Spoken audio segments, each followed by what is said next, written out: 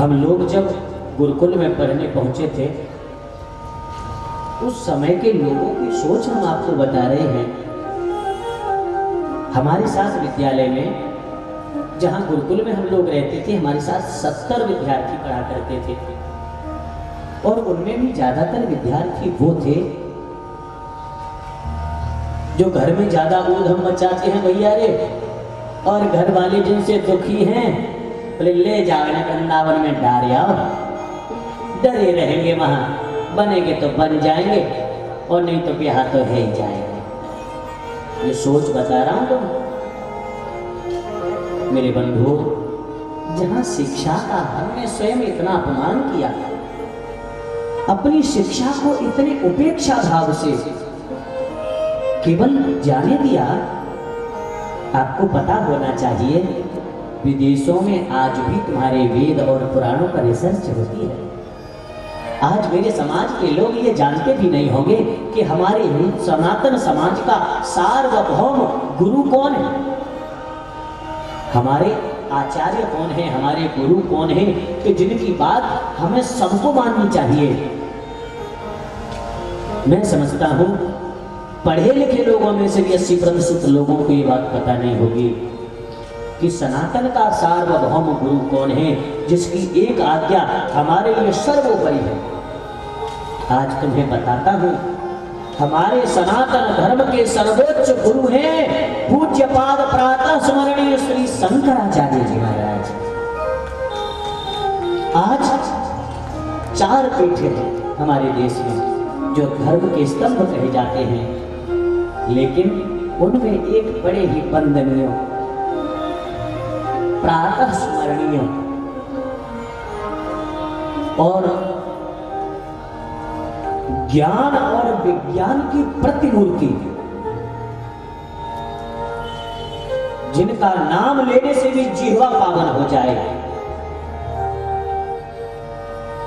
पूज्य शंकराचार्य स्वामी श्री निश्चलानंद सरस्वती जी महाराज। आप लोग इंटरनेट वाले हो, इसलिए आज मैं सब लोगों से कह रहा हूं, आज ही घर जाकर या अभी केवल सर्च मारो और देखो कि हमारे सार्वभौम जगत गुरु सब आडंबर से दूर,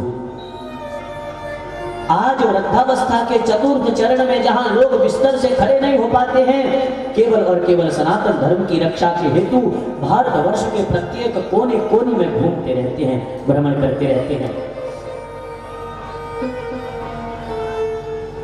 सरकार की कोई सुविधा नहीं लेते हैं, खुले मंच से समझाते हैं, बताते हैं। और विशेष बात, आज नासा के वैज्ञानिक भी जिनसे परामर्श लेने के लिए आते हैं, वैदिक गणित के जो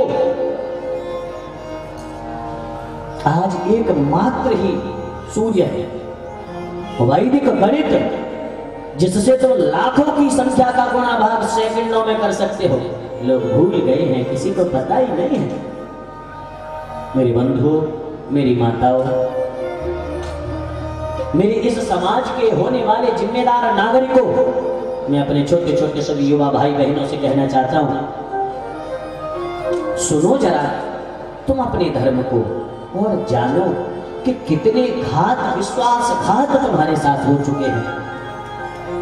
देश आजाद होने के बाद मैंने एक दिन आप लोगों से कहा था कि चलचित्र के माध्यम से, इस टीवी के माध्यम से कुछ विधर्मी लोगों ने प्रेम के नाम पर, अपनेपन के नाम पर तुमको जो अश्लीलता, भद्दापन, भौणापन जो सिखाया है, जिसको तुम आधुनिकता समझते हो, जिसको तुम फैशन समझते हो, वो फैशन नहीं है, वो केवल तुम्हारे परिवारों को बिगाड़ने का एक तरीका था जो उन्होंने तुम्हारे दिमाग में घुसेड़ दिया है। आज फैशन के नाम पर नंगे घूमना, फैशन के नाम पर उल्टे सीधे कपड़े पहन लेना, केवल फैशन के नाम पर व्यभिचारादि को बढ़ावा देना, ये आधुनिकता है। यदि केवल नाम मात्र के कपड़े पहन करके इस समाज में दूसरों को हमेशा उंगली दिखाना कि अपनी सोच संभालो, आखिर सोच संभालने की जरूरत पड़ी क्यों? एक माता, एक स्त्री श्रृंगार हमेशा अपने पति के लिए करती है। ध्यान देना मेरी बातों को। श्रृंगार अपने पति के लिए करती है, और बाजार को दिखाने के लिए श्रृंगार कौन करता है ये आप सब जानते हैं। जरा हम विचार करें और सोचें कि आज हम जब ऐसे रहेंगे तो कल को जब तुम्हारी बेटी बड़ी होगी तो वो कैसे रहेगी? इस फैशन के नाम पर क्या तुम उसे भी यही सब देना चाहते हो? केवल आधुनिकता के नाम पर उच्छृंखलता, मनमानी करना, पढ़ाई के नाम पर, कॉलेजों के नाम पर खुलेआम शराब और सिगरेट का सेवन करना, ये तुम्हें आधुनिकता है? और यदि ये आधुनिकता है, यदि ये जीवन है, तो फिर हम लोगों की दृष्टि में इससे बुरा जीवन कोई नहीं हो सकता। ये जीवन का सत्यानाश है, ये जीवन नहीं है, ये जीवन नहीं है। जिस जीवन में नैतिकता नहीं, जिस जीवन में शुद्ध आचरण नहीं, जिस जीवन में बड़ों का सम्मान नहीं, जिस जीवन में गुरुजनों का आदर नहीं, तुम कुछ भी बन जाओ, हमारे लिए तुम कुछ भी नहीं, हमारे लिए कुछ भी नहीं। तुम उस समाज के एक ऐसे व्यक्ति हो जो अपने घर को, अपने परिवार को डूबने की जिम्मेदारी लिए बैठा है। बस अपने परिवार को बिगाड़ने वाले हम न बने, अपने माता पिता की हम इज्जत बने। अभी समझाऊंगा, आज बड़ी सुंदर कथा है और आज केवल सामाजिक कथा ही ज्यादा होगी। आदरणीय बंधु, भगवान सदाशिव और भगवती जगदम्बा माता पार्वती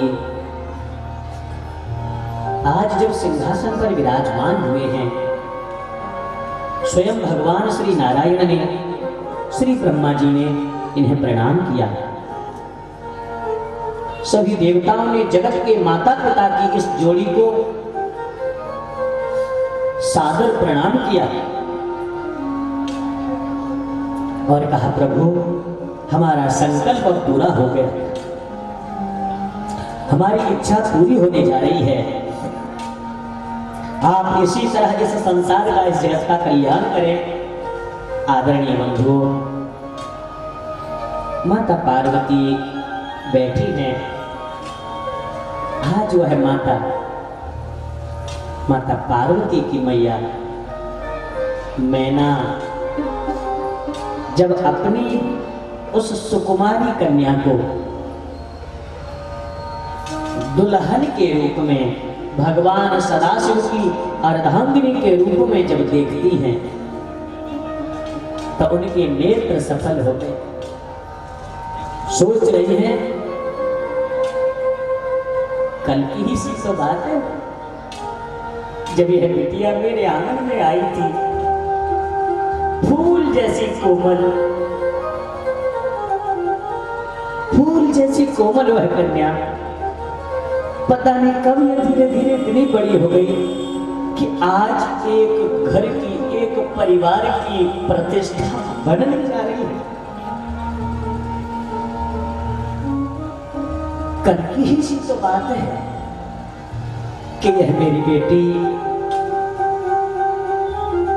आंगन में खेला करती थी, छोटी छोटी चीजों को मुझसे मांगा करती थी,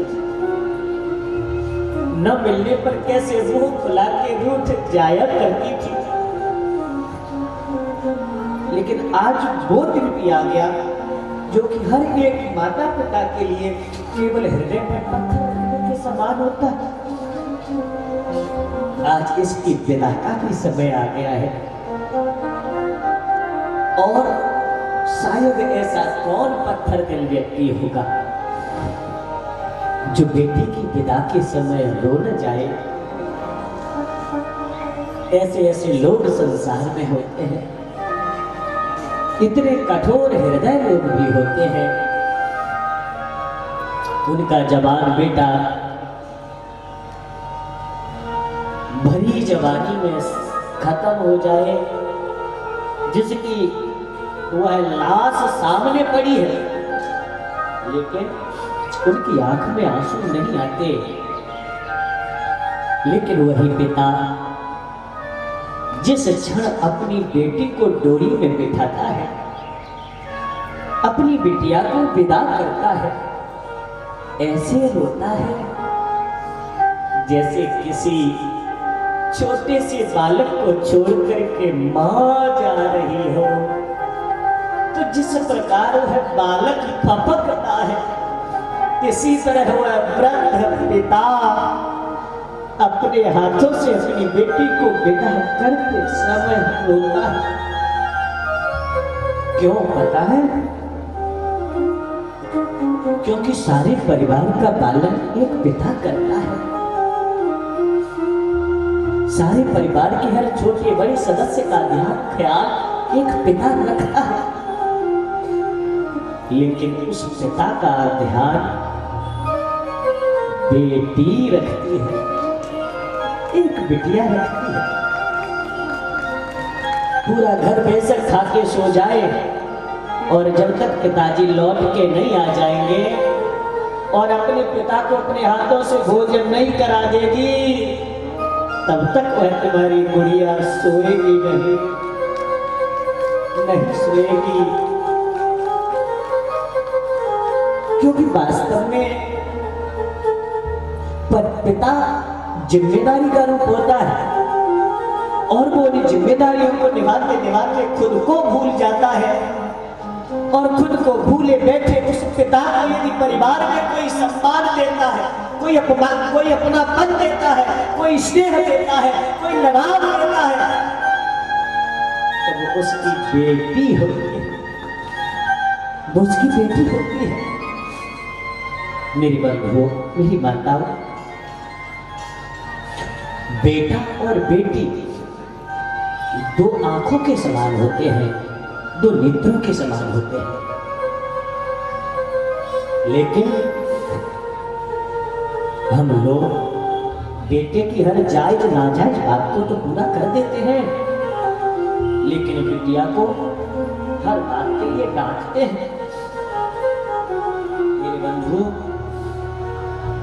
मेरी माताओं, बेटा तुम्हारा तब तक है, बेटा तुम्हारा तब तक है जब तक उसका विवाह नहीं हो जाता। विवाह होने के बाद बेटा तुम्हारा कितना ध्यान रख पाएगा ये नहीं कहा जा सकता है, लेकिन बिटिया तुम्हारी तब तक है जब तक उसकी सांस चलती है।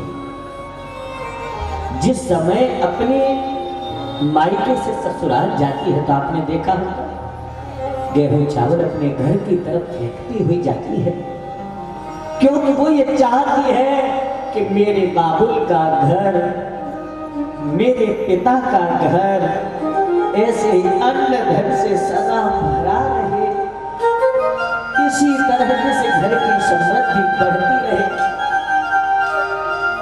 बेटा बिल्कुल गेहूं के पेड़ की तरह होता है, जहां पैदा होता है वहां कट जाता है, फसल घर में आ जाती है, लेकिन बेटी तो दो दो घरों की जान होती है, दो दो परिवारों की शान होती है, दो दो कुल खानदान की आन बान और शान होती है बेटी। मेरे बंधु, ऐसी बेटी को हम लोग ये जानकर डॉक्टरों के पास जाकर के मशीनों से दिखवा करके कि अरे ये तो बेटी है, हमें इसके विवाह में खर्च करना पड़ेगा और तुम मरवा देते हो।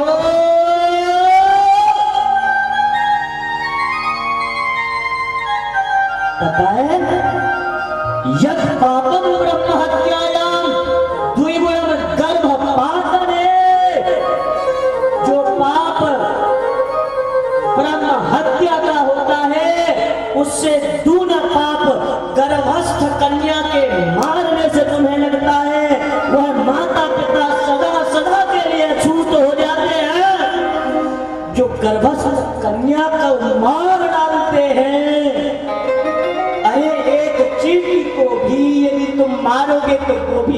प्राणों को बचाने के लिए छटपटाएगी।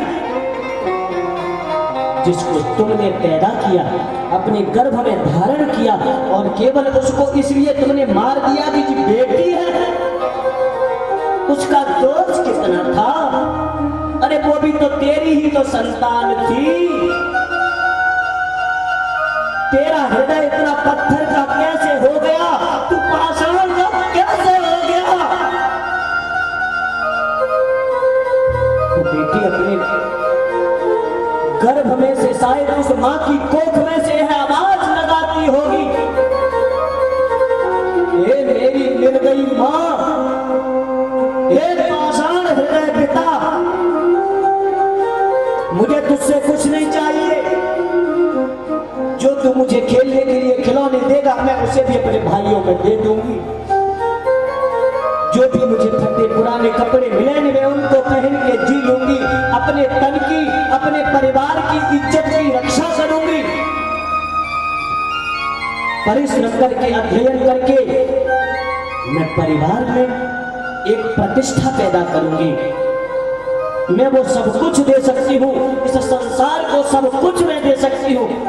बस तू मुझे जीने का अधिकार तो दे दे, बस तू मुझे जीने का अधिकार दे दे।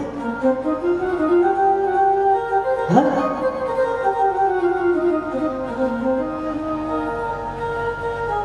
बेटे का सम्मान है जग में,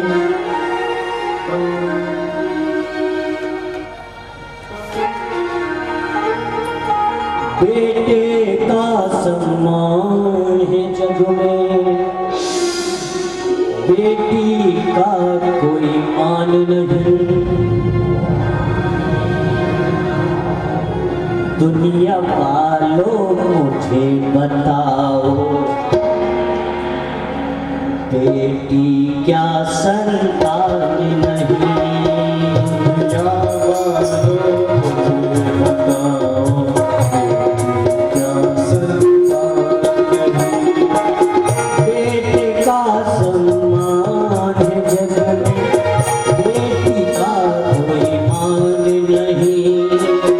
दुनिया वालों मुझे बताओ, बेटी क्या संतान नहीं? दुनिया वालों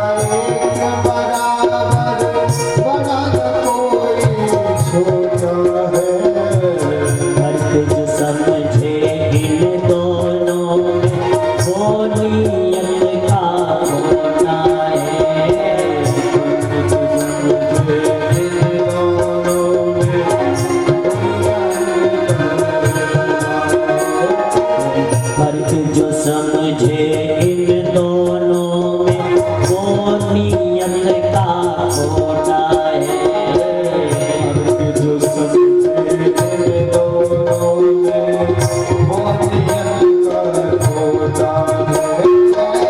नियत के खोटे को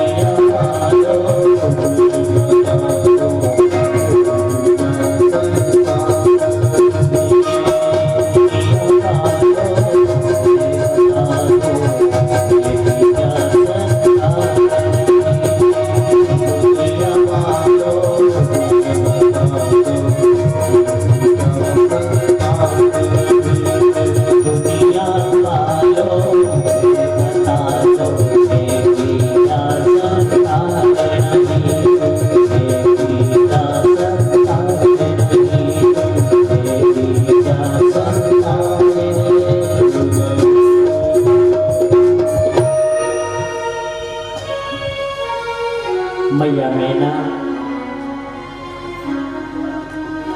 आज विचार कर रही हैं, समय आ गया है,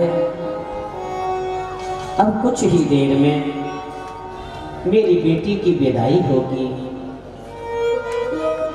मेरे दिल का टुकड़ा, मेरे इस आंगन की रौनक और मेरे इस घर की खुशी कुछ ही देर में अब चली जाएगी। महाराज हिमाचल आए, भगवान भोलेनाथ के चरणों में बैठ गए। कहा, हे सदाशिव, हे भक्त वत्सल, हे इस संसार के पालनहार, मैं आपसे बस इतना ही कहूंगा, नाथ उमा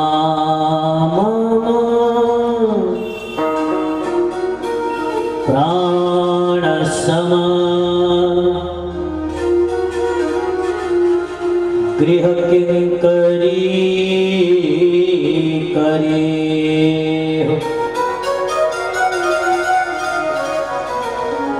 क्षमे हो सकल अपराध सवा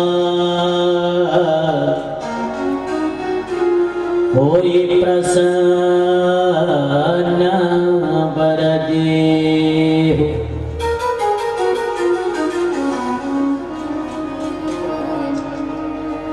हे नाथ, उमा मम प्राण प्रिय, मुझे यदि अपने प्राणों से भी ज्यादा कोई प्रिय है तो यह मेरी कन्या, मेरी बेटी उमा है। आप इसे अपने चरणों की दासी स्वीकार कर लीजिए। लेकिन प्रभु, हमारी विनती आपसे इतनी है, हमारी प्रार्थना आपसे इतनी है, काम किया नहीं है। अब एक नए परिवार की, एक नए घर की इसे जिम्मेदारी मिल रही है। जिस परिवार के लोगों के स्वभाव और आचरण की इसे बिल्कुल जानकारी नहीं है। हमने अपने परिवार में, अपने इस घर में श्रेष्ठ से श्रेष्ठ संस्कार इसको दिए हैं, लेकिन फिर भी कोई कमी रह जाए, कोई भूल हो जाए तो आप इसे डांटना नहीं, इससे कुछ कहना नहीं। यदि मन में क्रोध आए ना सदाशिव, तो आप मुझे और मेरी पत्नी को जो जी में आए सो कह ले। जो भी कहना हो, भला बुरा, वो हमसे कहना कि अरे तुम्हारे माता पिता को इतना भी ज्ञान नहीं था कि बेटी को क्या सिखाना है, क्या बताना है। हम सह लेंगे क्योंकि हमारी बेटी है, लेकिन इस पर सदा आप कृपा करना। हे सदाशिव, आज मैं आपसे, मुझे पता है आप इस संसार के पिता हैं और यह आपके साथ विराजमान इस संसार की माता है। यह संसार की माता है, लेकिन मैंने इन्हें बेटी रूप में माना है। पुत्री रूप में इन्होंने मेरे यहां जन्म लिया है। मेरा प्रेम, मेरा भाव, मेरा मन, मेरी सोच सदा इनके लिए बेटी की रहेगी, आपके लिए दामाद की रहेगी। लेकिन हे दीन बंधु दीनानाथ, आज इन जगत के माता पिता से मैं हाथ जोड़ करके यह वरदान मांग रहा हूं। हे सदाशिव, मुझे यह वरदान दे दीजिए कि क्षमेहु सकल अपराध सब। इसके सारे अपराधों को आप क्षमा कर देना, क्योंकि पता है ना, माता सती ने एक गलती करी थी, केवल एक ही तो भूल हो गई थी कि प्रभु श्री राम के प्रति, उनके स्वरूप के प्रति इन्होंने अश्रद्धा कर दी। अरे यह साधारण राजकुमार भला परब्रह्म कैसे हो सकता है? हे प्रभु, आपने उस गलती के कारण ही माता सती को सदा के लिए पत्नी रूप से त्याग दिया था। हे प्रभु, ऐसी कोई गलती, ऐसा कोई अपराध हो तो आप इसे क्षमा कर देना, इसकी गलती को माफ कर देना, भूल जाना, और जो कहना हो सो हमसे कह लेना, हमें कहना। आदरणीय बंधुओं, इतना कह करके माता मैना अपनी साड़ी के पल्लू से अपने आंसुओं की धारा को पोंछती हुई महल के अंदर गई, जहां पर नगर की विदुषी ब्राह्मणियां बैठी हैं। एक सबसे वयोवृद्ध परम ज्ञानी एक माता थी ब्राह्मणी, उसके पास जाकर के माता मैना ने कहा, हे मैया, अभी पार्वती की विदाई होगी, वह ससुराल चली जाएगी, लेकिन आप उन्हें कुछ सद उपदेश तो दे दीजिए, कुछ बातें तो सिखा दीजिए। इस बेचारी को अभी जीवन का कोई अनुभव नहीं है, यह इस संसार से बिल्कुल सर्वथा अनभिज्ञ है। चलिए और चलकर मेरी कन्या को, मेरी पुत्री को, मेरी बेटी को कुछ ज्ञान दे दीजिए। पतिव्रत धर्म क्या होता है, परिवार की मर्यादा क्या होती है, पति की सेवा कैसे की जाती है, किस प्रकार इस गृहस्थ जीवन को हम स्वर्ग बना सकते हैं, किस प्रकार अपने जीवन में धर्म, अर्थ, काम, मोक्ष चारों पुरुषार्थों को पाकर भगवत धाम तक की यात्रा कर सकते हैं।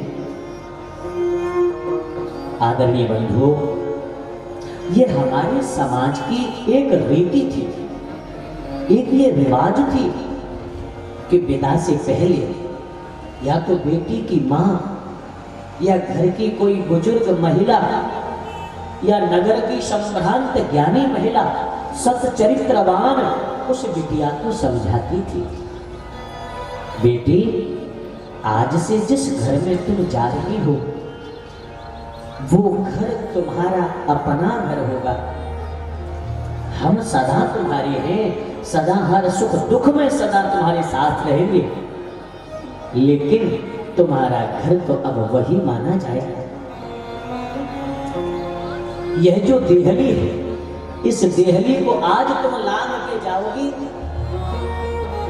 और जिस घर की देहली में प्रवेश करोगी वह देहली तुम्हारे जीवन की मर्यादा होगी, वो तुम्हारी जिंदगी की मर्यादा कहलाएगी। उस देहली को आज डोली में पार करोगी और जब निकलोगी तो अर्थी में निकलोगी। आजकल कुछ वामपंथी दिमाग से पैदल जिन्होंने हमेशा तुम्हारे सनातन को मिटाने की कोशिश करी, वो भी कुछ दिनों पहले वीडियो देखा होगा ना, मैं लड़की हूँ, मैं कोई दान की चीज नहीं हूँ, कन्यादान नहीं करूंगी, लड़की हूँ, लड़ सकती हूँ। ये जो चीजें हैं ना मेरी बहनों, ये केवल तुम्हारे जीवन को नरक बनाने के लिए हैं, तुम्हें एक ऐसा जीवन देने के लिए हैं। जरा विचार कीजिए, जहां बात कन्यादान की आती है, परंपरा की आती है, एक पिता अपनी कन्या को दान करता है एक परिवार के लिए, और आज से उस कन्या का गोत्र वह होता है जिस परिवार में उसका विवाह होता है।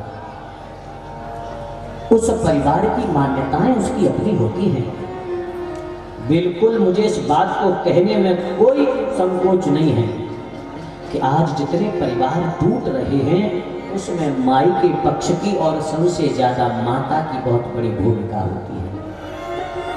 पहले माँ शिक्षा देकर जाती थी, बेटा मेरी इज्जत, मेरी शिक्षा और मेरी लाज अब तेरे हाथ है कि तू आज के बाद मुझे जीवन में सम्मान दिलवाएगी या पग पग पर गालियां खिलवाएगी।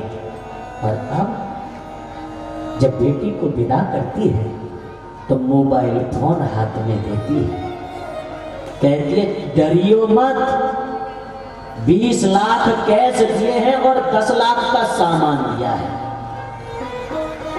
आराम से 9 बजे सो के उठना और चाय नहीं देना तेरी सास तो मुझे फोन करना, यहीं से डंडा फेंक के मारूंगी खोपड़ी में। मेरी माताओं, क्या वो परिवार चलेंगे? वो घर कभी बनेंगे? क्या वो बेटी जिसका अभी जीवन का प्रथम पड़ाव है, जो संसार का सा भी नहीं जानती है, केवल स्कूलों में घूमकर, बाजार में घूमकर थोड़ा बहुत जान गई है, संसार का भी उसे क्या अनुभव है? अनुभव बड़ी मुश्किल से आता है और ये उम्र के साथ ही आता है। हाँ, लेकिन जब उम्र आती है ना तब तक कुछ नहीं रह जाता, परिवार टूट चुके होते हैं, मनों में इतनी खटास पैदा हो चुकी होती है, एक झूठा अभिमान, झूठा घमंड हम लोगों को कभी एक होने ही नहीं देता। आदरणीय बंधुओं, यह जिम्मेदारी अकेली बेटी की या बेटी के पक्ष की ही नहीं है, उस बेटे की भी पूरी जिम्मेदारी बन जाती है, उन सास ससुर की भी जिम्मेदारी बन जाती है कि जिन सास ससुर को तुम्हारे बेटे के परिवार को चलाने के लिए, तुम्हारे वंश को बढ़ाने के लिए किसी माता ने अपने हृदय के टुकड़े को, किसी बाप ने अपने हृदय के टुकड़े को तुम्हें दान दे दिया, तो इसलिए नहीं दिया कि तुम उसे अपने घर की नौकरानी बना के रखो। वो तुम्हारे घर की लक्ष्मी है और लक्ष्मी बनाकर रखोगे तो तुम्हारे घर में लक्ष्मी बढ़ाएगी, और यदि नौकरानी समझ के रखोगे तो तुम्हें भी, हाँ जी, फिर इसमें किसी की कमी नहीं है। ताली एक हाथ से नहीं बजती है, कितना भी ठोक लो आवाज आएगी नहीं। बदलना हम दोनों को है, समझना हम दोनों को है।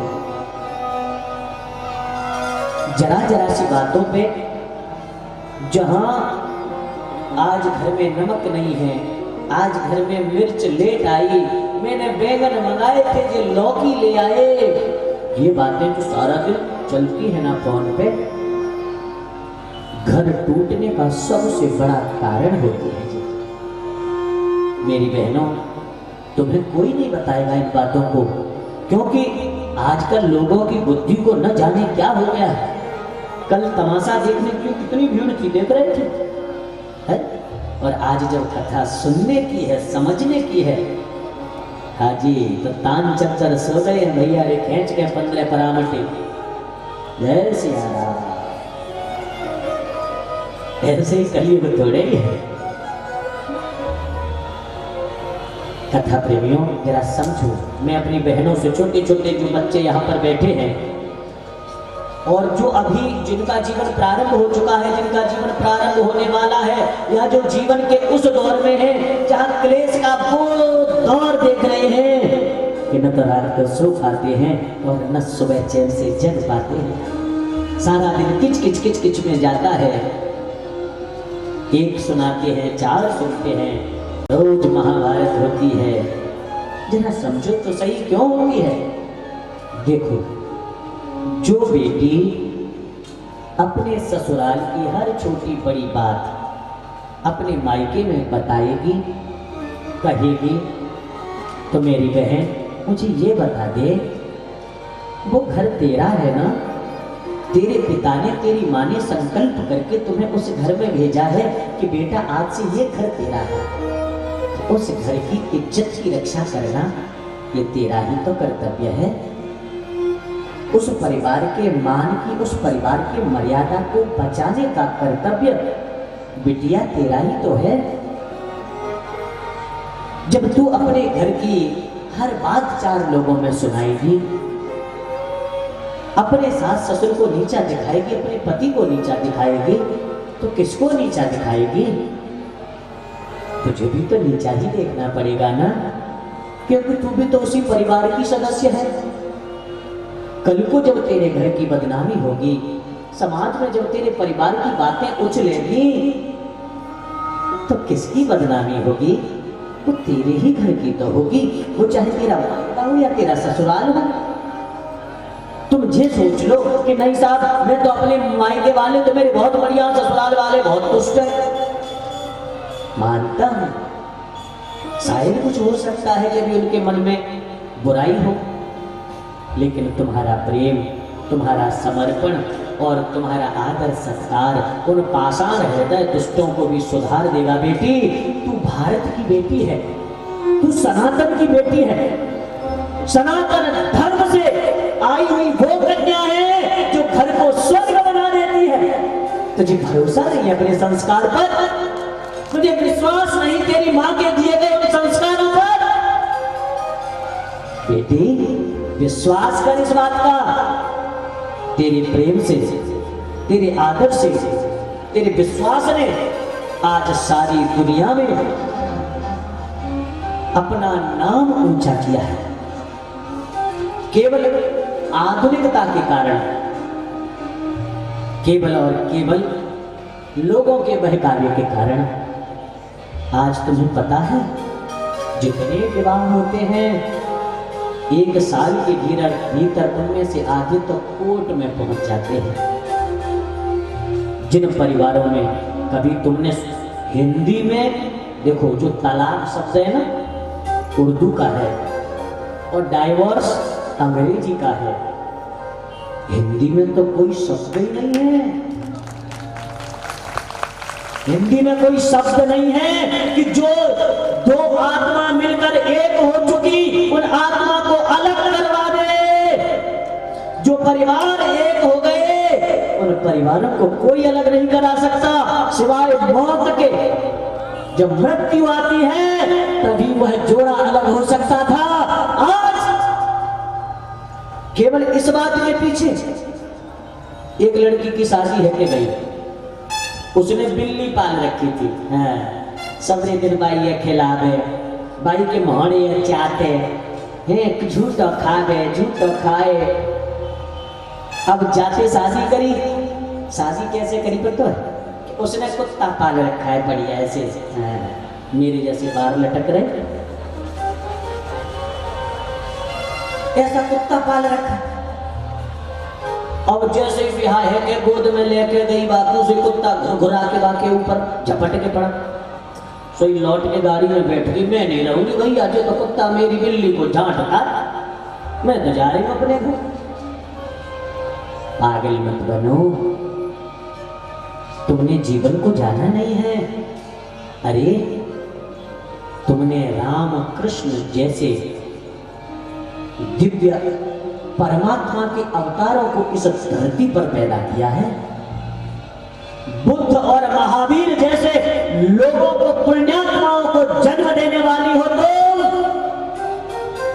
विवेकानंद जैसे परम ज्ञानी को इस धरती पर पैदा करने वाली हो तुम।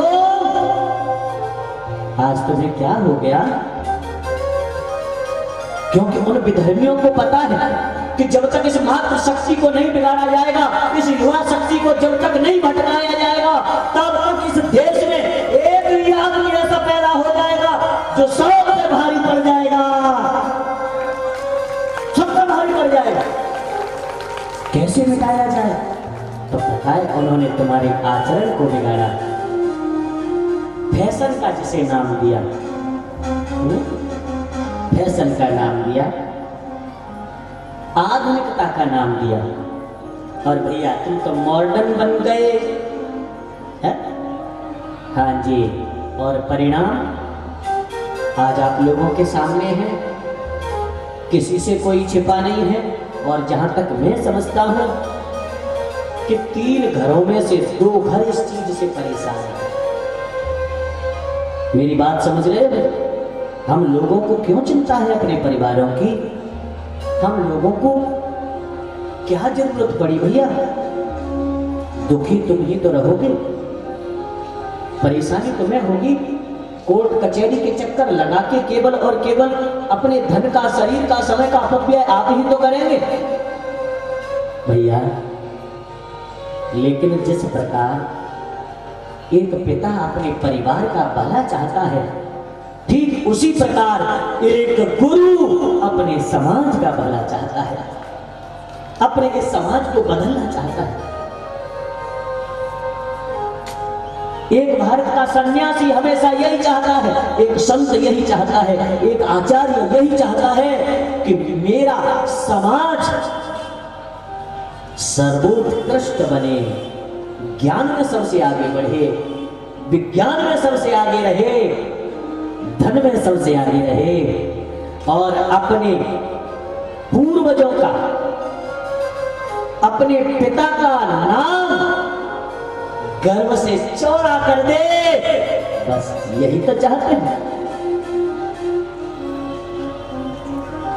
मेरी माताओं और बहनों, बड़े ध्यान से समझना, जिंदगी में जब तक समर्पण नहीं होगा तब तक जिंदगी आगे नहीं बढ़ सकती।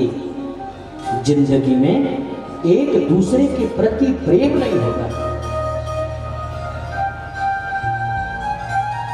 बेचारा आदमी तो सारा दिन काम करके करके मरा जा रहा है, और हमारी निगाह केवल महीना पे आने वाली उस पॉकेट पे रहती है।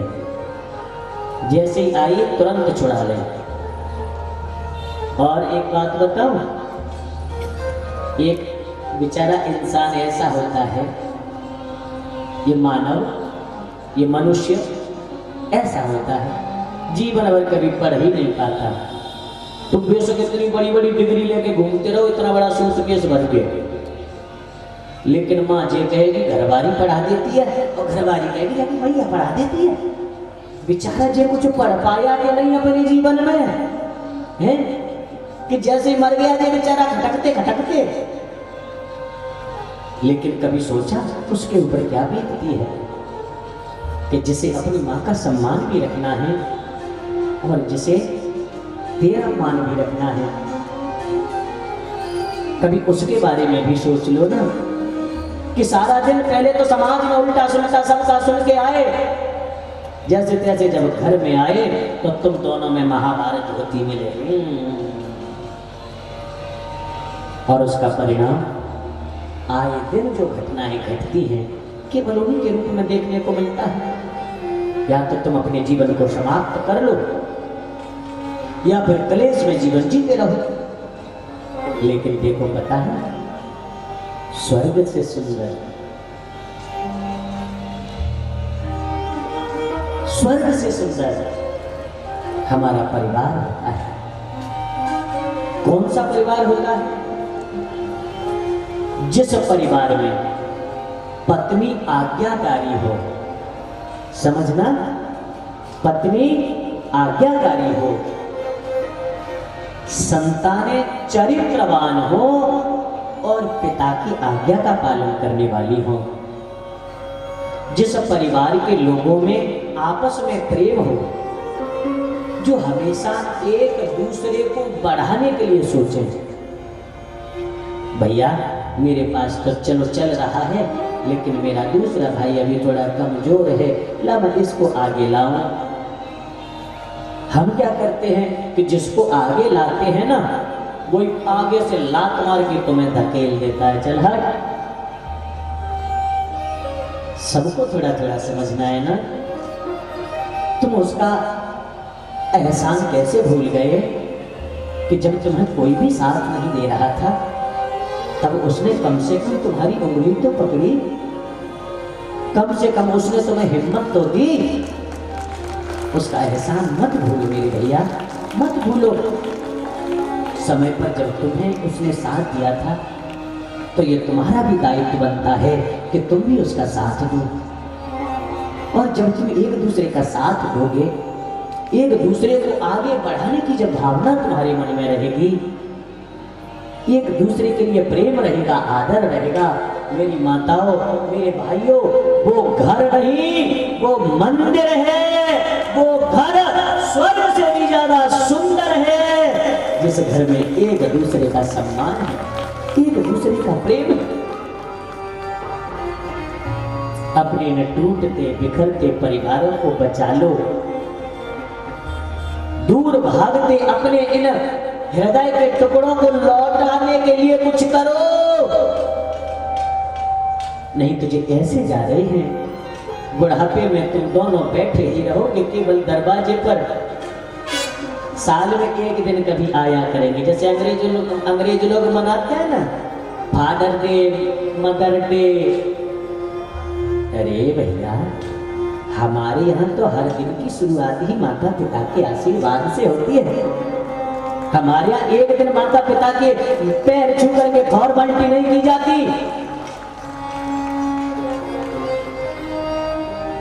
हर दिन, हर वह प्रातः, हर वह भोर मेरे पिता के आशीर्वाद से हो, मेरी माँ के दुलार से हो। है भैया? और सुनो, यदि तुम ऐसा करोगे तो उसका परिणाम तुम्हें ही मिलेगा। आगे भविष्य में जो तुम्हारी संतान आएगी, वो इतने ही लाड़ से, इतने ही प्यार से, इतने ही सम्मान से तुम्हें रखेगी। एक व्यक्ति ने फोटो बनवाया, अपन दोनों पति पत्नी और दोनों बच्चे,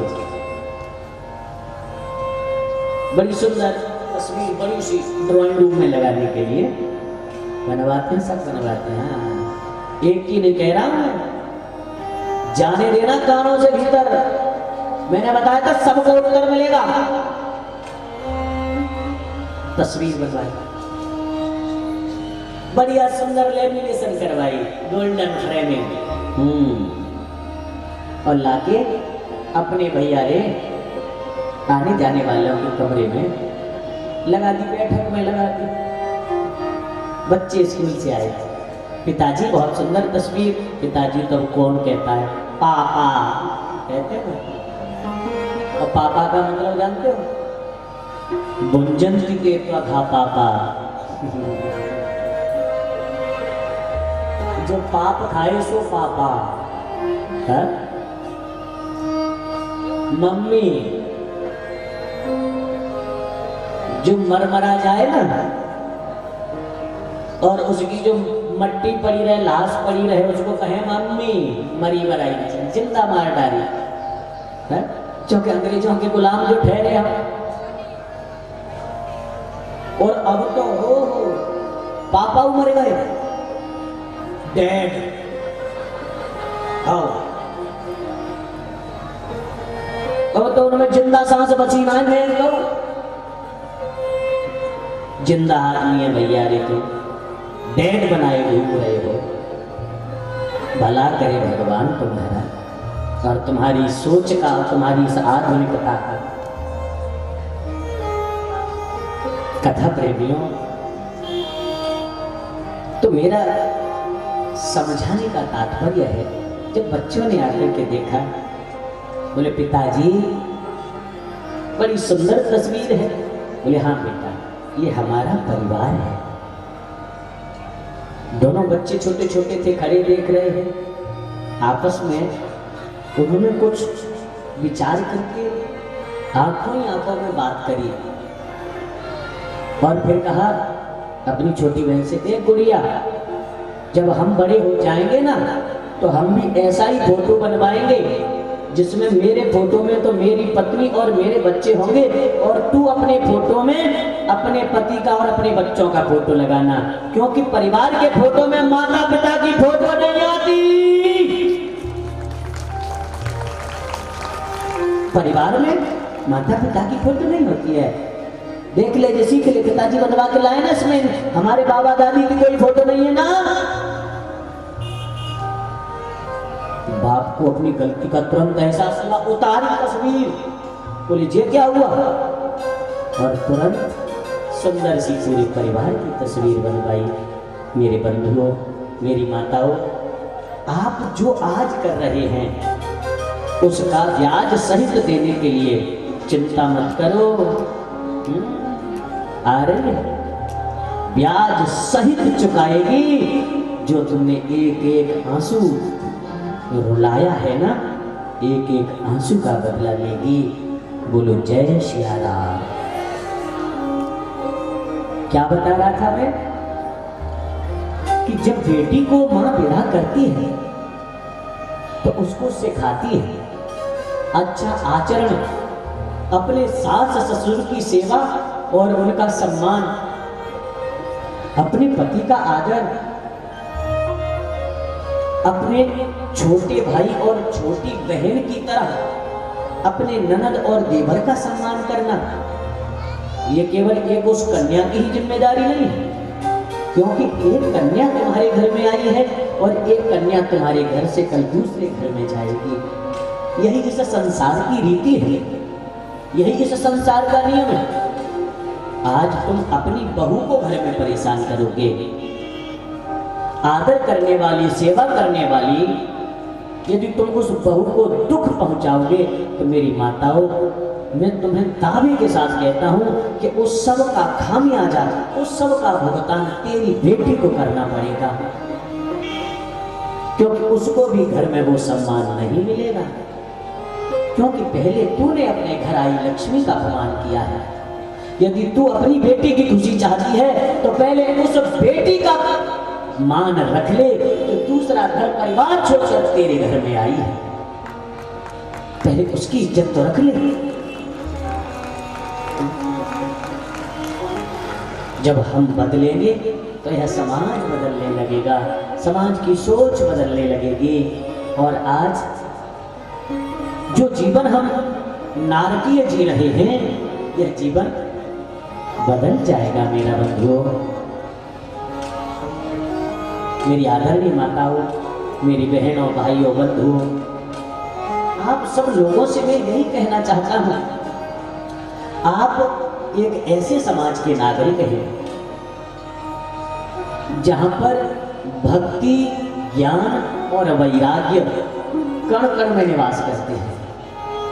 तुम परम ज्ञानवान हो, तुम्हारे खून में ही वो शक्ति है, वो ताकत है कि तुम अपने घर को ही नहीं सारी दुनिया को स्वर्ग बना सकते हो, सारी दुनिया को सनातनी बना सकते हो। तुम्हारे खून में वो ताकत है। और तुम किसी का बुरा नहीं चाहते, किसी का अहित नहीं चाहते। हमारे सनातन में सबका शासन है, लेकिन आज तक, इतने समय तक हम लोग जिन धोखों से परेशान रहे, उन पर भी थोड़ा विचार करके उन चीजों को मन में बांध करके और आगे का जीवन तय करिए। ब्राह्मणी को माता मैना ने कहा, मैया आज मेरी बेटी जा रही है, जरा उसे तुम कुछ ज्ञान दे दो ताकि वह अपने परिवार में, अपने घर में सबके साथ मिलके रहे, सबका आदर करे, अपने पति का आदर करे और अपने माता पिता की इज्जत को सदा बढ़ाए। बोलो जय श्री राम।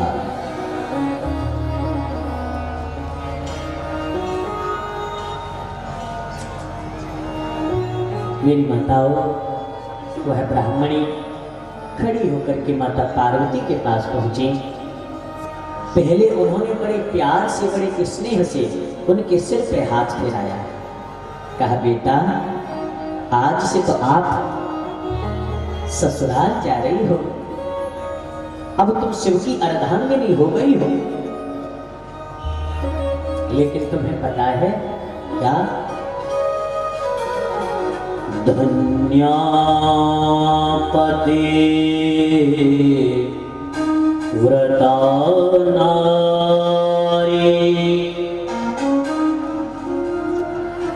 नान्य पूज्या विशेषतः पावनी सर्वलोकानां सर्वपापैकनाशिनी।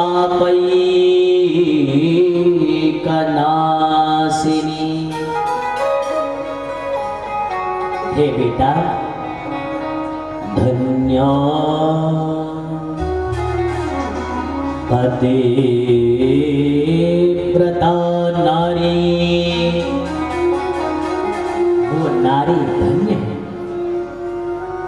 जो पातिव्रत व्रत का पालन करती है, प्रेम से अपने पति की सेवा करती है, उसके वचन का आदर करती है। यहाँ पर दोनों के ही लिए शिक्षा है भैया। अभी पहले बिटिया के लिए भी है और फिर बेटों के लिए भी है। पहले ध्यान से, बिल्कुल गंभीरता से समझते चलेंगे। जो बेटी अपने पति के वचन का आदर करती है,